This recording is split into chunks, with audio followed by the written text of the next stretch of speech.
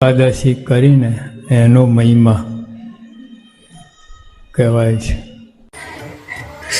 શાસ્ત્રી મહારાજ કહેતા 5 એકાદશી આપણે કરીએ તપ માત્ર આવી ગયું, બધું એમાં બધું આવી જાય. એટલે તે દિવસ તો પ્રયત્ન કરવા, પ્રયત્ન તો હોય જ નહીં, સીધી જ આજ્ઞા.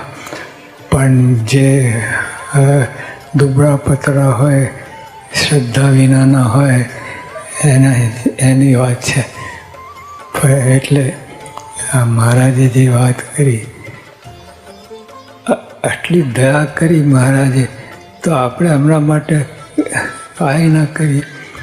અનંત જન્મ તો તપ કર્યા, મન ધર્યા કર્યા, મન ધરે બધું કેટલાય સાધનો કર્યા, અને આ આજ્ઞાથી ના થાય. આ તકલીફ હોય છે.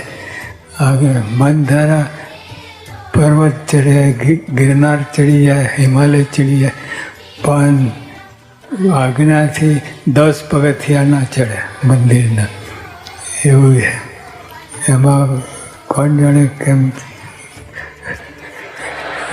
મહારાજ મહેથાણમાં શ્રીહરિ એકાદશીનું વ્રત કરવા હરિજનો મીઠા વચને કહ્યું. આમ તો ઉપવાસ કડવો હોય છે, મારે મીઠા વચને કહ્યું.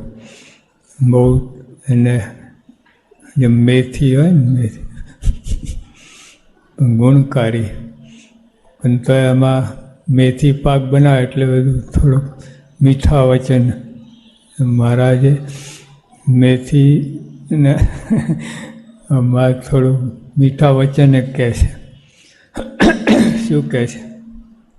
એકાદશીનું વ્રત કરવું.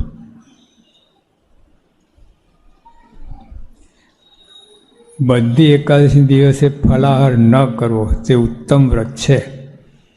આખા વર્ષની કેટલી 24 આવે ને, 12-24 કહે, ફળાહાર ન કરવું ઉત્તમ વ્રત છે. તેમાં પણ એટલે કદાચ બધા ના કરી શકે, બધી એકાદશીઓ. તેમાં પણ દેવ પડી, દેવ ઉઠી, જળ ઝીલની 3 એકાદશીએ તો ફલાહાર ન જ કરવો. એટલે આજે આ ગઈકાલે ગઈ ને એ દેવ ઉઠી અને ચાતુરમાં બેસે ત્યાં દેવ પડી, અને વચ્ચે આવે જળ ઝીલની. ભગવાન પડખું બદલે. આપણે તો કેટલી વાર બદલતા હોય પડખું.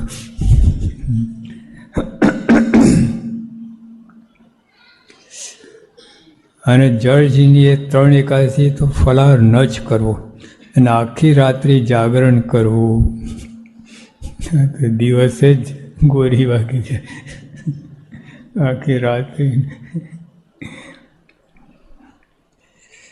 પણ તોય પેલા નિર્જરા એનું ઘણું ફળ છે.